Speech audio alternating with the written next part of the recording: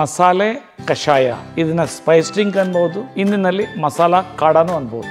ಇದು ನಮ್ಮ miracle drinks website ಅಲ್ಲಿ 2016 ಯಾವ್ಯಾವ ಇಂಗ್ರೀಡಿಯೆಂಟ್ಸು ಹಾಕಿ ಈ ರೀತಿ ಮಸಾಲೆ ಕಷಾಯ ಮಾಡಿದ್ರೆ ಯಾವ ರೀತಿ ಬಾಡಿ ಇಮ್ಯುನಿಟಿ ಡೆವಲಪ್ ಆಗುತ್ತೆ, ಕಾಫು ಫೀವರ್ ಹೋಗುತ್ತೆ ಅಂತ ನಾನು ಬರೆದಿದ್ದೆ.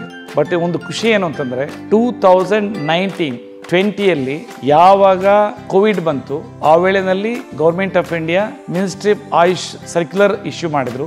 ಅದರಲ್ಲೂ ಅದೇ ಇಂಗ್ರೀಡಿಯೆಂಟ್ಸ್ ಹೇಳಿದ್ರು. ನನಗೆ ಖುಷಿ ಆಗೋಯ್ತು. ಇದು ನಾನು ಬೇಸಿಕಲಿ 2012 ಮುಂಗೇರಲ್ಲಿ ಡಿವಿಷನ್ ಕಮಿಷನರ್ ಆಗಿದ್ದಾಗ ಕ್ರಾನಿಕ್ ಕಾಫ್ ಇತ್ತು. ಆ ವೇಳೆಯಲ್ಲಿ ನಾನು ಇದನ್ನ ಸುಮಾರು ಲಿಟ್ರೇಚರ್ ಓದಿ ಡಿಫೈನ್ ಮಾಡಿಕೊಂಡು ನನ್ನ ಮೇಲೆ ಪ್ರಯೋಗ ಮಾಡಿಕೊಂಡೆ. ಅದು 2-3 ತಿಂಗಳದ್ದು ಕಾಫು ಒಂದು ವಾರದಲ್ಲೇ ಹೊರಟೋಯ್ತು. ಆಮೇಲೆ ಗೊತ್ತಾಯಿತು ಇದರ ಮಹತ್ವ ಏನು ಅಂತ. ಸೊ ಇದನ್ನ ನಾನು ಹೇಳೋದೇನು ಅಂತಂದ್ರೆ, ಎಸ್ಪೆಷಲಿ ಕಾಫ್ ಬಂದಾಗ, ಫೀವರ್ ಬಂದಾಗ ಇದನ್ನ ಯೂಸ್ ಮಾಡ್ತು ಅಂತಂದ್ರೆ ಡೆಫಿನೆಟ್ಲಿ ಅವ್ರಿಗೆ ಉಪಯೋಗ ಆಗುತ್ತೆ.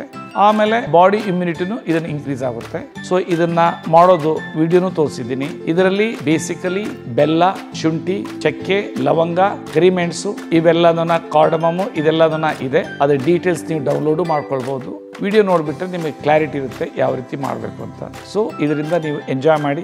ಇವನ್ as a coffee tea replacement ಇದನ್ನು ಮಾಡ್ಬೋದು. ಆಸ್ ಎ ಮಾಮೂಲು ಇದನ್ನ ಕಾಫಿ ಟೀ ತರಹನೂ ಕುಡಿಬಹುದು. Spice drink per clove, cinnamon, cardamom, ginger, jaggery.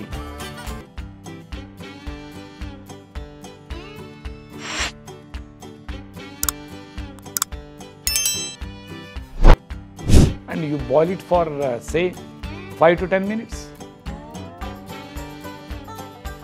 and you sip it like a tea or coffee, and it will enhance the immunity like anything.